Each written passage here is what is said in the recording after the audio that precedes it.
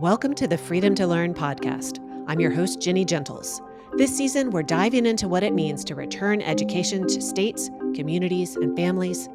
And we're exploring what becomes possible when education is freed from union dominance and federal control. What happens when you stop organizing education around systems and start organizing it around children? More than 25 years ago, Florida launched a series of reforms that put parents in the driver's seat and transformed education in the Sunshine State, while inspiring other states to embrace and expand school choice.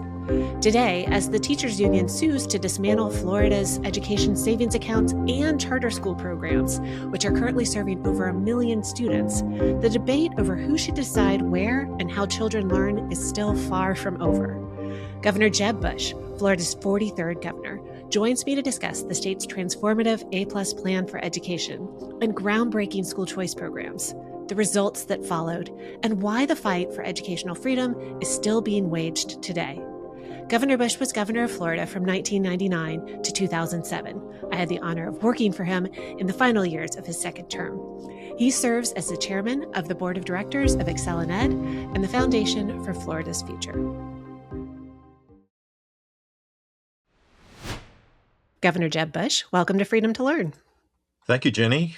We are going to be talking about the Florida Teachers Union, the FEA, new lawsuit against the Florida Department of Education. And I'm going to quote, "This lawsuit is for their failure to uphold the Constitution in ensuring every child in Florida has access to a uniform, efficient, safe, secure, and high-quality system of free public schools." So we'll get into that lawsuit, but I'd like to review Florida's education history first. I graduated from Orange County Public Schools. I graduated from Winter Park High School back in 1992. And at that time, the state had the third highest dropout rate in the country. 1/3 of students did not graduate on time. Something like 13% of fourth graders, 14% of eighth graders were proficient in math. And even though most Florida students didn't take the SAT back then, the average score was still well below 900. So you're a big data guy. Was it these abysmal outcomes that inspired you to focus on education policy, transformative plans for the state, or was it something else? No, I was. Part of it was I was Secretary of Commerce in the late 1980s, and I went to all 67 counties, and asked people in the business community what's their number one issue, and it was our mediocre education system is impeding our ability to grow economically. And that link to this day is still pretty powerful. But back then it was like the number one issue in the state, and there wasn't a sense of urgency about it. There wasn't everybody wanted to color inside the lines, I guess.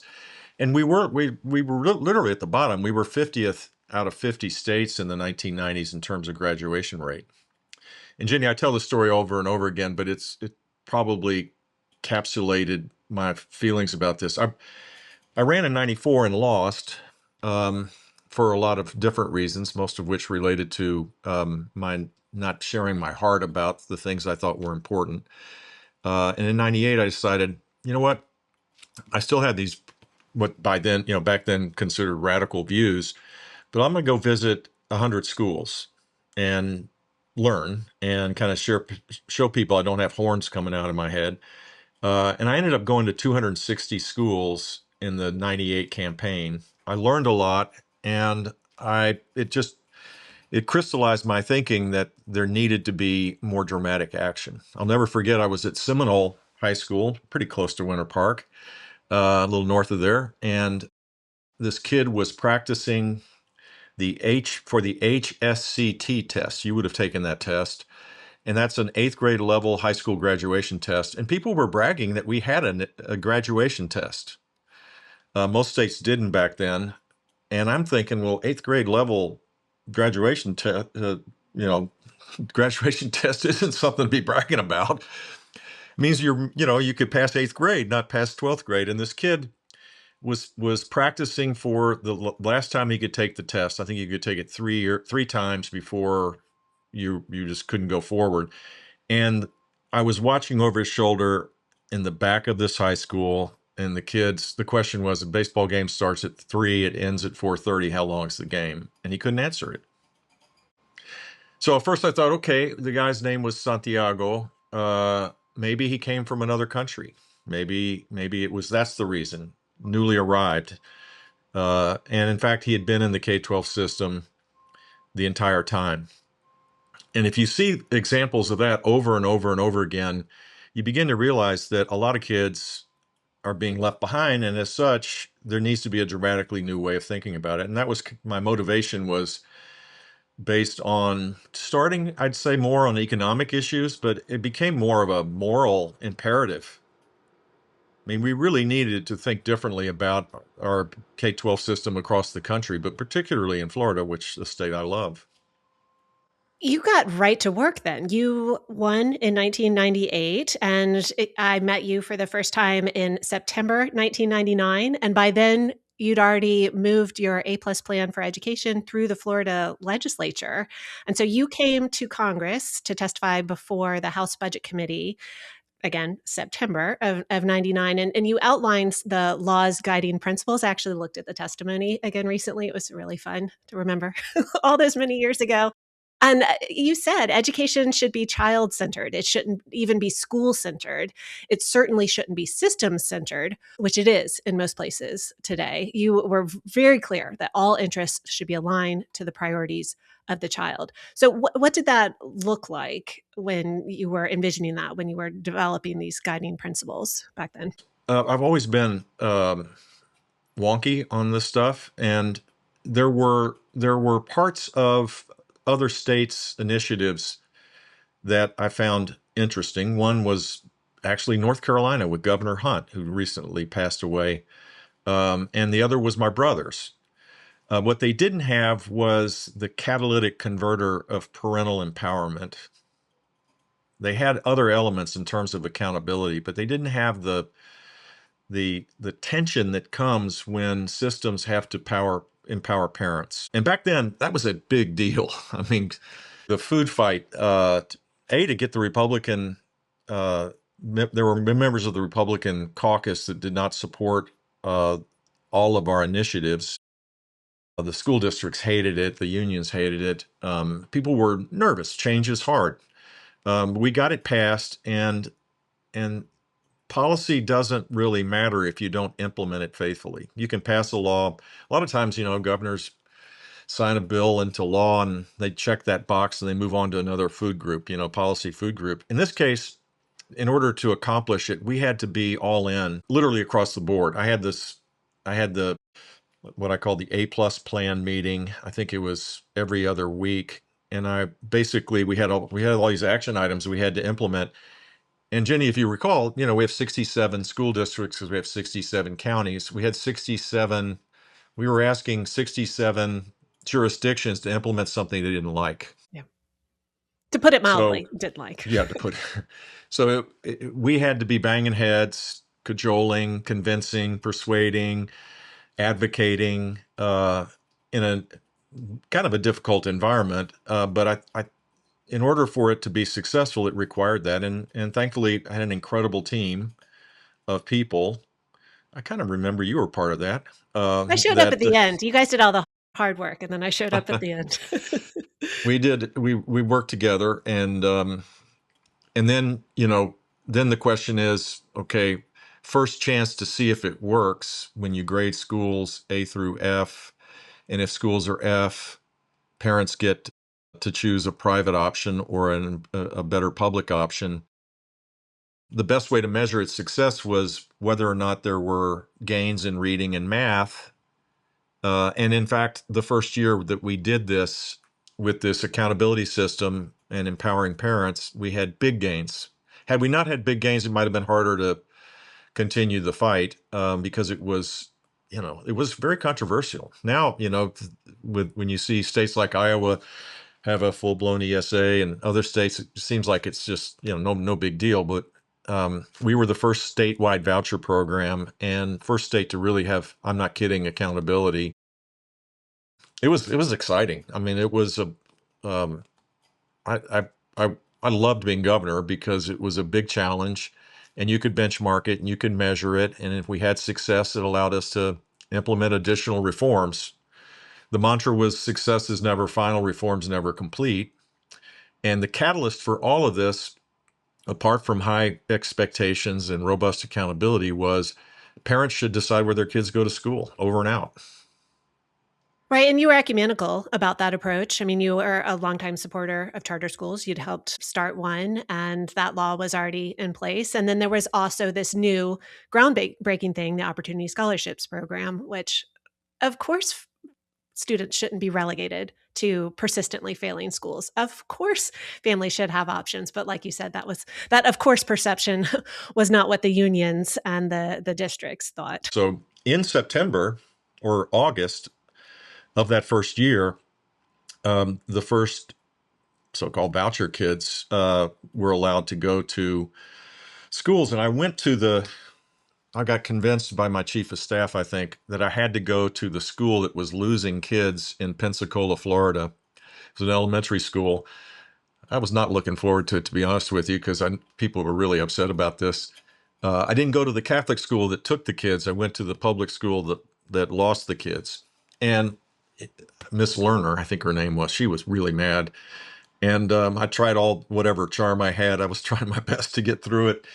And she said, "Look, this is not fair. These kids, my kids don't even show up to school until the second week. You're telling me that I have to, have the same expectations for them than the kids that live on the other side of Pensacola." I said, "Yeah, that's what I'm thinking. So if they don't come to school, let's go get them." We went door to door for a while with TV cameras saying, "Mrs. Jones, your son is school started today, and it'd be great to get him to come to elementary school." "Oh, I didn't know that." Anyway, we went door to door for a while to kind of show again that this wasn't to hurt public schools. This was to make all schools better when you empower parents and to have real accountability and make sure that student learning is the most important thing. The program did continue for a number of years. It never got really big, in part because families had an array of options. They could also go to another public school in the district if their child was assigned to a persistently failing school. They had multiple options that they could take advantage of. And then in part because schools were really trying to not have F year after year. No, that's the main. Yeah, Yeah, the good news. we tried to keep a bell curve that was not tilted to where it is today. I mean, almost all schools are A's and B's. It's time to readjust those cut scores so that you have back to that tension of accountability where there's a real focus, particularly on the lowest performing students. But back then, a lot of schools showed dramatic improvement. We put money into the schools. We didn't starve them. And schools that were underperforming got additional monies. And so there was a big burst of student learning because we had real accountability. The Corporate Tax Scholarship Program was started, the McKay Scholarship Program. These were the largest of their kind at that point as well. So the Opportunity Scholarship was the smaller part of the choice option. And then the Supreme Court did what it did. Yes. So we're going to talk about this year's lawsuit, but first, let's talk about that lawsuit that you're referring to. And this is standard playbook for unions and districts, but often unions, if there's a school choice program that's passed, they immediately sue. I know you said you love being governor, and I remember seeing you in the final weeks of being governor, and you were just pacing. You just had so much more that you had to do. We're still loving being governor, but it wasn't all rainbows and sunshine.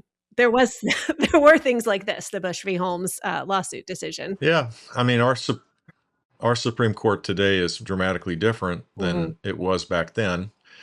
Uh, the decision was was disappointing, but we expected it. Mhm. And part of our strategy was to uh, defer and delay so that the benefits of the accountability system and the empowerment of parents to choose other options in failing schools would be there for people to see. Had the lawsuit happened in the first year and the court took it up and ruled it unconstitutional, um, the benefits of our system wouldn't have been clear for people. But we had huge gains. I mean, the reason why this was exciting was that it actually worked. For example, the NAEP test in 1997, the nation's report card, our fourth grade numbers, only 31 states administered the test back then, and we were 29th out of 31. And then in 20, let's call it 2005, with the implementation of all of these reforms, we were 6th out of 50.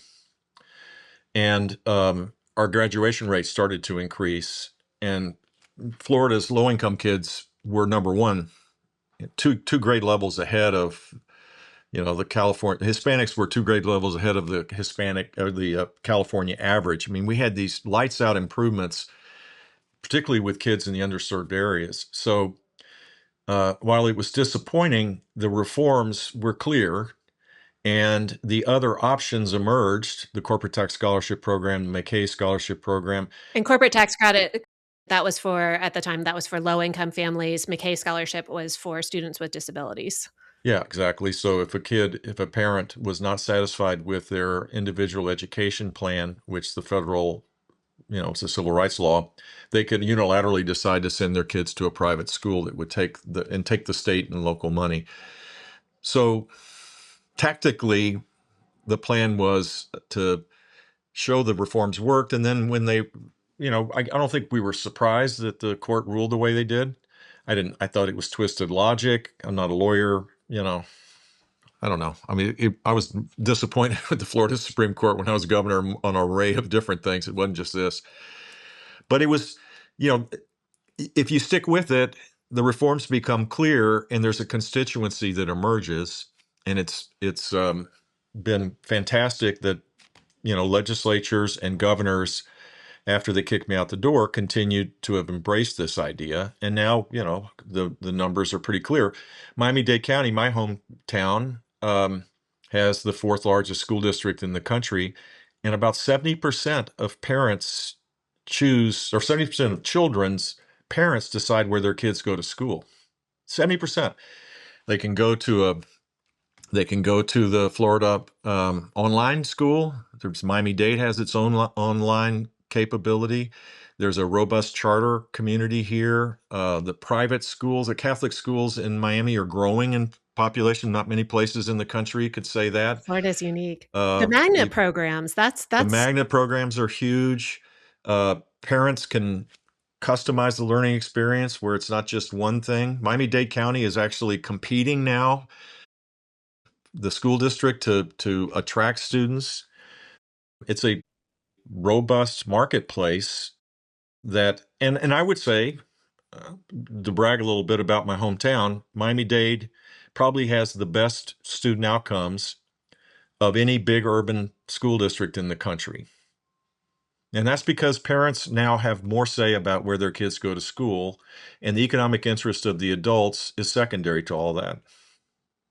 those programs that we were talking about, the corporate tax credit scholarship program, the McKay program, about 20 years ago when I was there, were serving maybe about 15,000 students each. And like you said, governors after you and legislatures after you expanded, and those have evolved to what's kind of broadly called the empowerment scholarship program. And there's one that's specifically for students with special needs, and then there's also a subset of those for homeschooled students. And you put the three categories together, and it's over 500,000 students Yeah, are benefiting exactly. from the state ESA. And then when you're talking about charter schools, that's over 400,000 students statewide. Something like 14 to 15% of K-12 students in Florida are going to charter Yeah, schools. and the Step Up guys published something, which, by the way, I'm proud of my participation in this, but there are a lot of people that deserve a ton of credit. John Kirtley is certainly at the top of the list, just being doggedly determined, keep I raising got the. calls from John when I was working for you regularly, and I'm sure everyone who Yeah, preceded me and came after me thank did as well. thank He God was he. on top of that implementation. Like you said, that's really important. You pass the law, he was on top of that. The implementation, he was on top of that. Well, they just released Ron Battis. I think I saw it on LinkedIn, that over 1 million kids in Florida are going to schools of choice, because there's also, we have universal public school choice. and homeschools. You add it all up, and it's a phenomenal number. And traditional public schools are better. The argument against this is you're going to destroy so-called public education. That's not the case.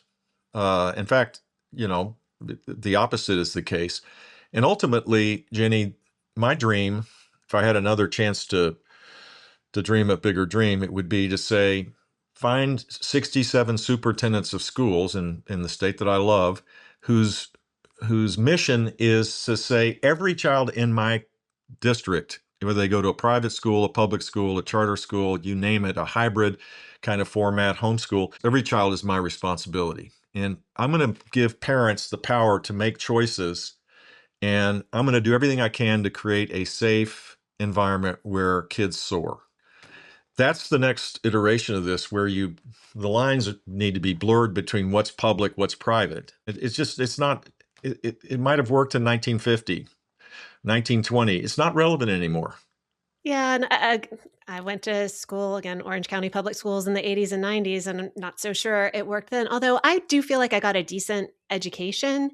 And that's where the current Florida Education Association, the current teachers union lawsuit makes me so angry, because I'm quite confident that people who weren't zoned to the schools I went to, Domrick, Maitland, Winter Park, in Orange County, were not getting the same, they weren't getting the same education in other Yeah. parts of the county. We did not have a uniform system of public school. Everybody was benefiting from the same level of quality and focus on ensuring that the children were being educated well and thriving. So pretending that that's ever been the case, and that this creation of choice is just ludicrous. I totally agree with you. And the irony of uniformity is, yeah, there's two ways to do it.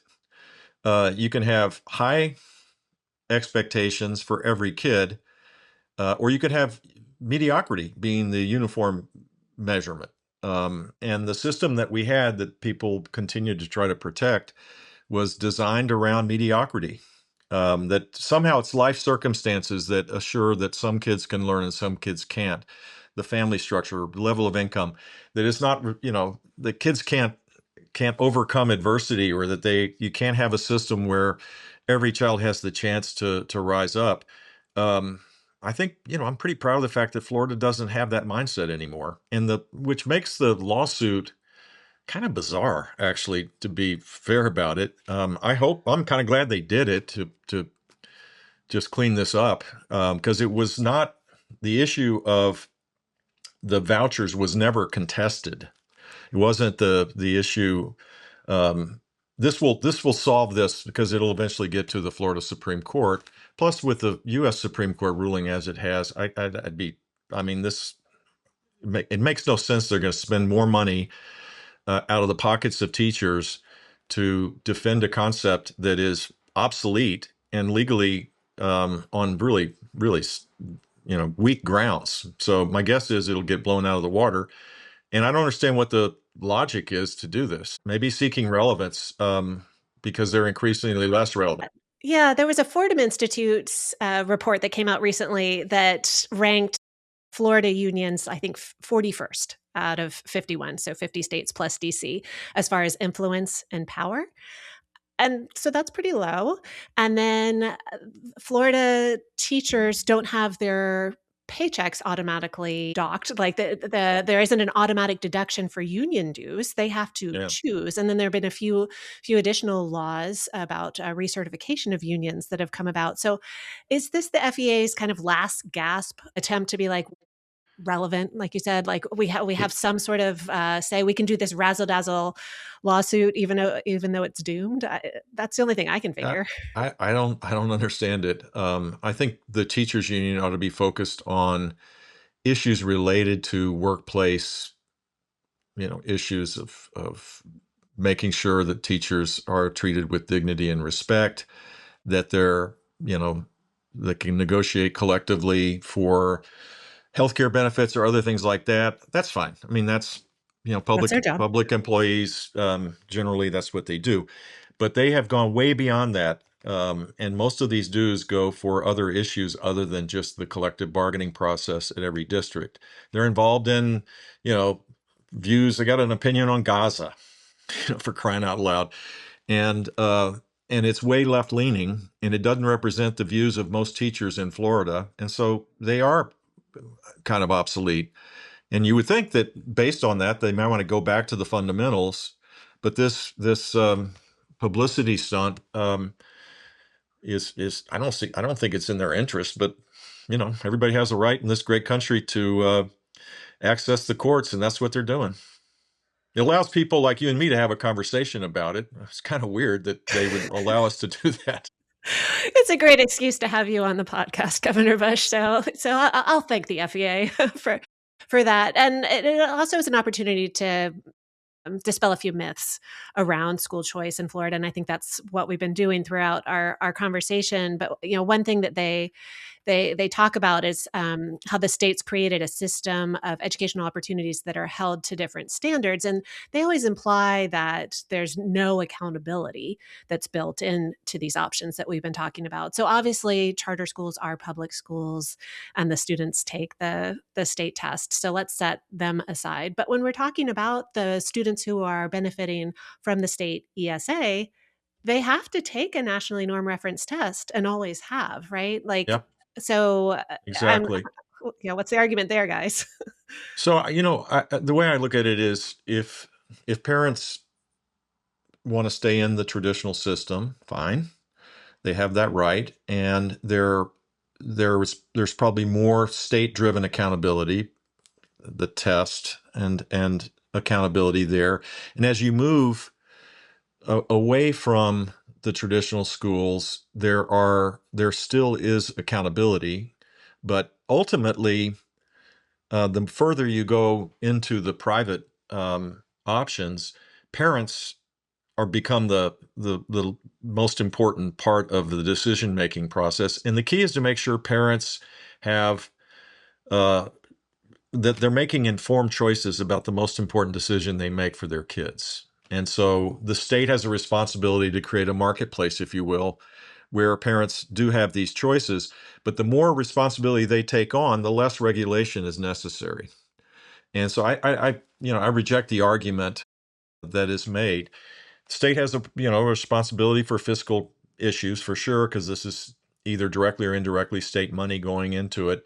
But we shouldn't try to re-regulate or try to regulate private schools as though they're traditional public schools, because parents have opted out of that system and they have to accept more responsibility, and they're willingly doing it. So, um, I guess, everybody has the ability to make an argument. I just don't find that argument that compelling. And the benefits are clear for people to see. I mean, we still are one of the nation's leaders on our the nation's report card tests. Florida's kids, the graduation rate has improved. Although, look, we could always raise the bar. I'm a huge believer of it, because I think kids are smarter than adults give them credit for. And we always need to fund public education and empower parents. And you keep doing that regularly, and Florida's going to be a national leader. I heard you say that the Florida Supreme Court makeup is different than it was back in the Bush v. Holmes 2006 A days. lot different. So your prediction on the outcome is that things are going to be okay for the Florida choice programs? Yes, totally. Totally. One topic that's not related to this before we wrap up, you concluded your 1999 congressional testimony encouraging the folks in Washington to fund programs in a flexible way. I think you said fund programs in a flexible way that allows us, states, to carry out our mission. And you mentioned, and this is again 1999, that at the time, 40% of the Florida Department of Education staff was just there trying to comply with Washington, D.C.'s wishes. So all that federal money was then getting spent on state bureaucrats just trying to file reports back to Washington about all the federal money. Yeah. And you said, if you trust us, we will perform. So with Iowa and Louisiana receiving what's called returning education to the states waivers, do you think that the federal government's finally taking your advice?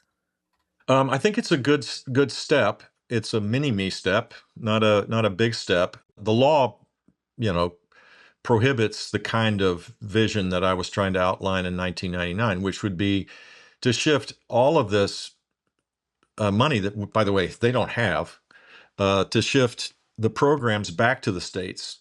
Like 5 or 6 years ago, there were, I think, $25 billion in, call it, close to 10 different programs for early childhood work.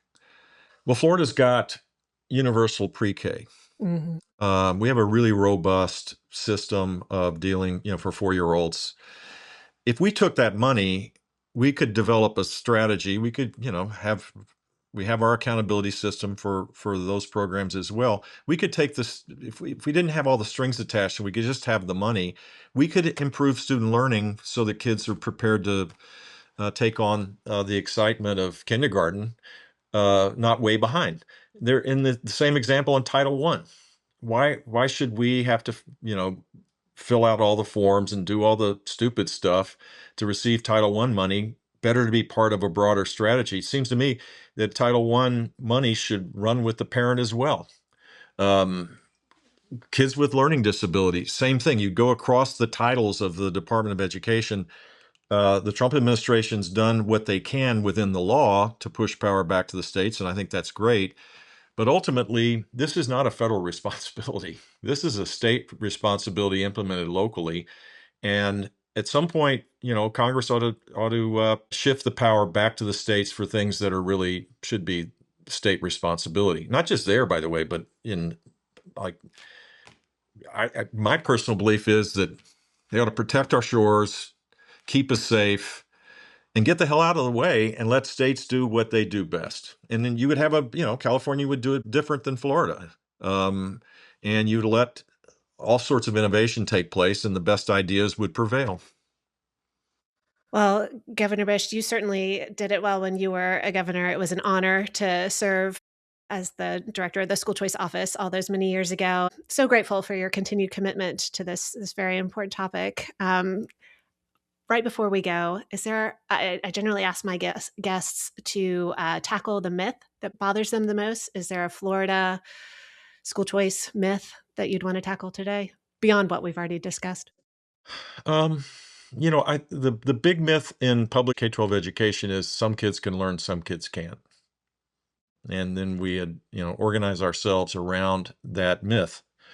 And I think God's given the ability for every child to learn, and it's up to adults to organize themselves in the proper way to make sure they do. It's a very different mindset than casting aside huge swaths of kids, particularly in the world we're moving towards. That myth is really dangerous now, because if you can't read and you can't calculate math and you're not curious, and you don't develop critical thinking skills, imagine what the world. I mean, I'm trying to figure out what the world looks like a year from now. At the pace that AI is moving, in 5 years, impossible to see what it looks like. And these kids, that are in elementary school today are going to be living in a world radically different. And so making sure they have those tools that are God-given, it's like, that's a myth we're shattering every day. Yeah, I agree. Well, Governor Bush, thank you for your commitment to education freedom and all things good in education policy. And thank you for joining Freedom to Learn. Thanks, Jenny. Freedom to Learn is a production of the Defense of Freedom Institute. Learn more about our work at dfipolicy.org. We'd love to hear your thoughts. Send feedback, questions, and episode ideas to podcast@dfipolicy.org. And if you enjoyed today's conversation, please follow and review Freedom to Learn on your favorite podcast app and share it with a friend.